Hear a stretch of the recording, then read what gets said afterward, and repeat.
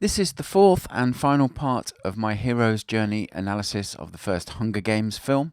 Before we get started, if you want to get an email with a time-stamped overview sent to your email address every time I release a new video, then head over to my website, deliberate-practice.com, and you can sign up there for my email list. There's other content there. There'll be some thank you goodies and some email subscriber-only material being added in the upcoming weeks and months. So do go and do that, and let's dive in. Now, I mentioned in part 3 of this series that in this movie, the storytellers change the sequence of the hero's journey up, and proving Chris Vogler and his adage that the hero's journey is a set of guidelines, not a rigid blueprint. So normally you'd get, after the Supreme Ordeal, which was where we finished part 3, you'd get reward, the road back, resurrection, and return with the elixir. But in this film, the next sequence after the unusual Supreme Ordeal, which we looked at in the entirety of video 3, is the resurrection. So let's kick off with the resurrection sequence. Now, this is the sequence we finished up with. Cato was Peter knocked him off the top of the cornucopia, and the mutated dogs were savaging him, and then Katniss, for mercy's sake, put an arrow in him to put him out of his misery. We see the Games Masters, but they turn the dial up, and it goes from darkness to sunlight, and it becomes a nice day, and Katniss and Peter descend from the roof. They think they've won the games, but there's an announcement, and the game changers change the rules, and only one tribute can go forwards from here, implying that they have to fight and one of them has to die. But Peter doesn't want to fight Katniss, because remember what he said on the rooftops the night before they went into the arena, that he didn't want them to change him. So he's prepared for Katniss to kill him. He's not going to fight, and he says, "Go on, make it quick," something like that. And he says, they, meaning the Capitol and the TV people, the Games Masters, and the audience in the Capitol, they have to have a winner. But Katniss says, why should they? And she pulls nightlock berries from her pocket and gives berries to Peter, and they look at each other and they start a countdown of 3 to eating them. But just as they're about to eat them, there's a frantic stop that sounds, and it's repeated, and they are both announced as winners. And the Capitol Games Master has panicked. He doesn't want both of them to die, because that would be seen as a total failure of the games. And Snow, the president of the Capitol, sees what's happening as a failure of the Games Master, and the Games Master will get his own punishment. We'll see him escorted to a room where there's a big bowl of nightlock, the assumption being he has to eat those berries and suicide, basically enforced suicide. But back to Katniss and Peter, they're announced as winners, and then a ship comes to descend to take them back to the Capitol. But that life and death ordeal that they had in the resurrection sequence, where they're both prepared to eat the nightlock, they are reborn after that, not just in and of themselves, but for other people as well, as symbols of defiance to the Capitol, which is what Snow didn't want. The next stage is the reward. Now, there are multiple rewards that they end up taking away from the trials and tribulations of the games. Both of them have survived when only one of them should. So had there been a sole victor, that would have been a reward. But they've actually both survived and both faced death multiple times and been prepared to die and sacrifice for each other rather than kill each other. So that's the first reward they get. they've won the games, but they've won the games on their own terms. If you go through the film or you watch the film again, you'll notice that Peter doesn't kill anybody. The only violent action that we see Peter do is in the conflict, in the climax on the top of the cornucopia. He pushes Cato off the top of the cornucopia down to the mutated dogs after Katniss has wounded him, and that's the only time we see Peter involved in any direct violence.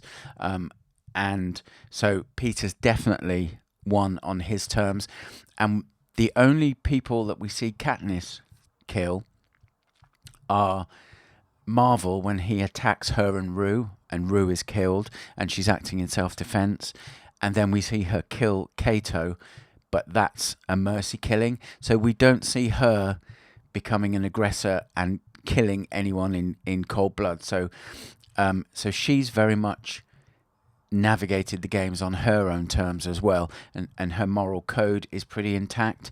And for a violent gladiatorial style confrontation where 24 contestants have to be whittled down to 2, the fact that she's killed 1 in self-defense and 1 in mercy, and that's it, is quite unusual for this kind of hero's journey. So that's quite an interesting point to take away too. They maintain the star-crossed lovers narrative, and it's validated. The post-games interview with Caesar continues this theme.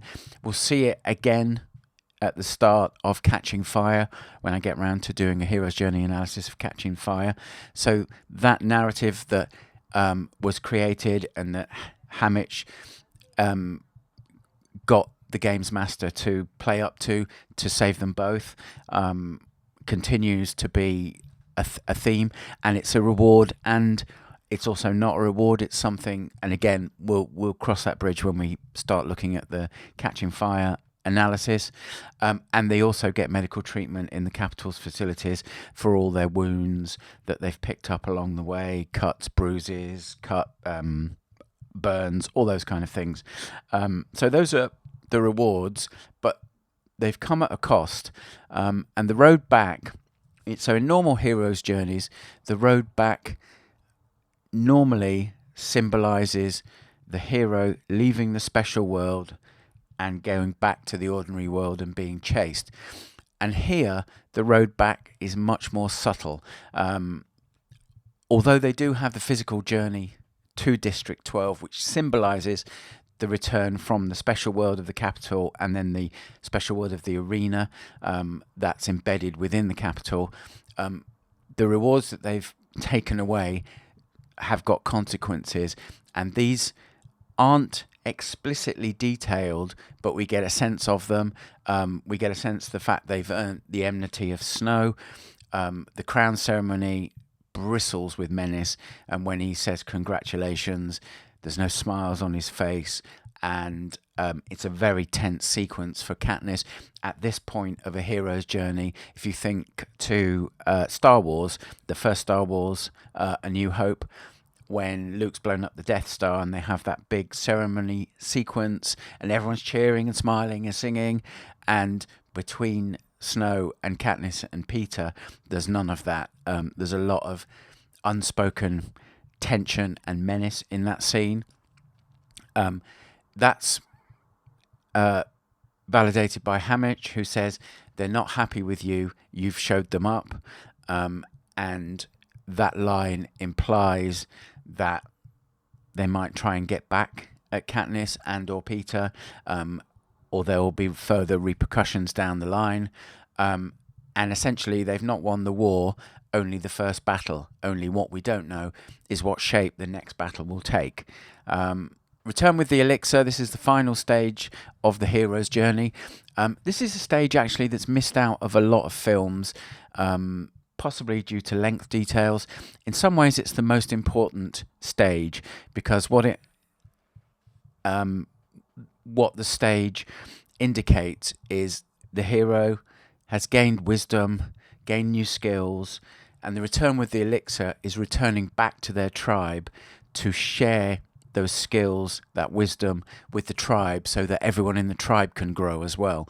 So it's a really important stage in the hero's journey that's often glossed over.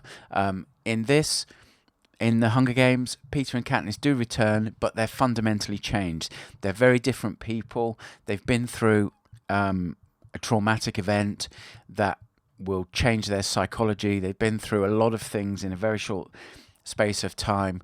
They've faced death multiple times, and in the resurrection sequence, they chose death, but were then spared by the Games Master backing down at the last minute, but they were prepared to die.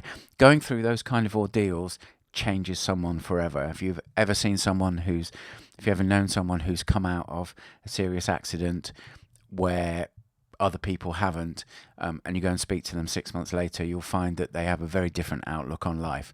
But Peter and Katniss, they do bring back an elixir with them, and that elixir is the elixir of hope that the capital can be defied.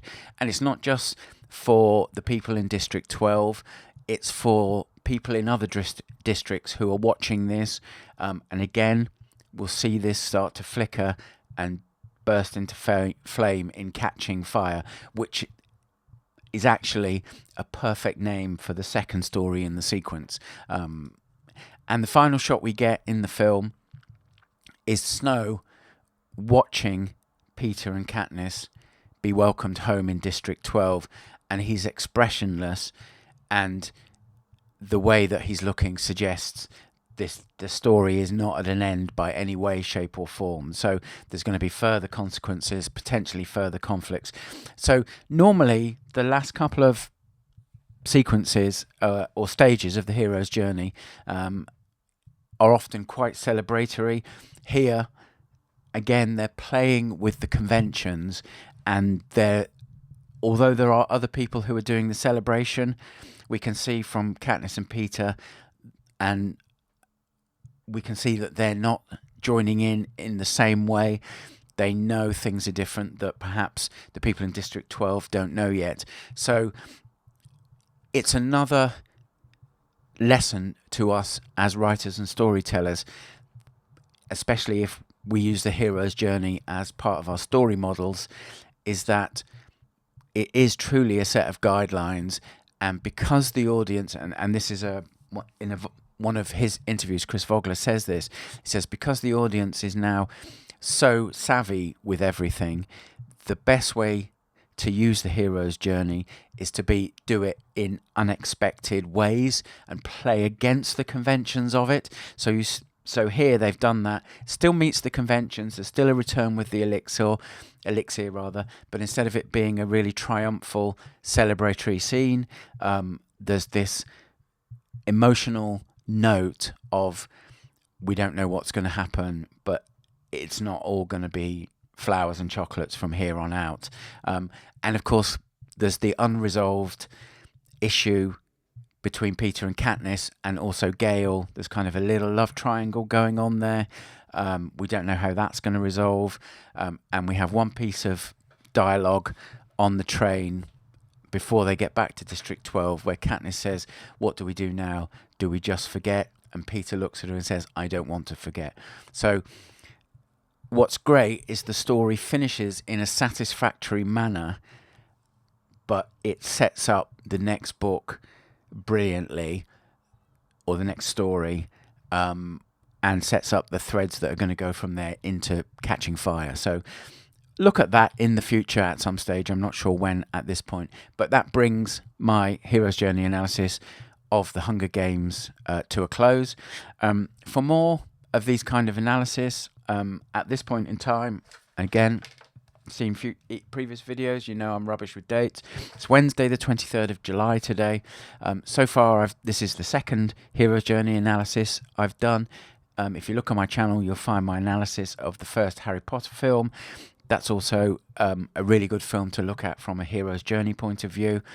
I'll be doing other film analysis to come. I've got a list of another 48 films that I'm going to do over the next couple of years.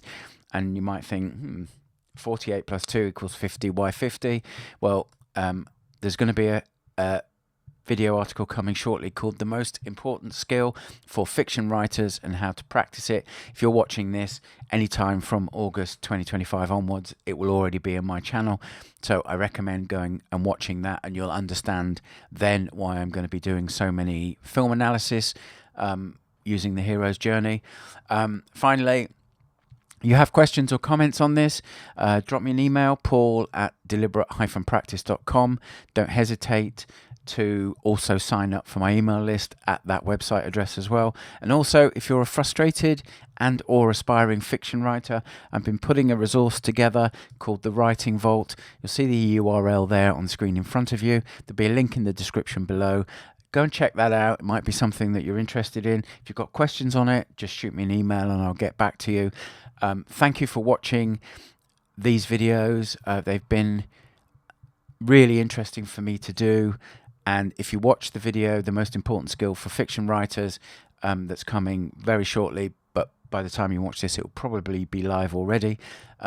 You'll understand why I'm doing this and what I'm getting out of it. So hopefully I'll see you in that video or in one of my other future videos. Thank you for your time, and I'll catch you next time.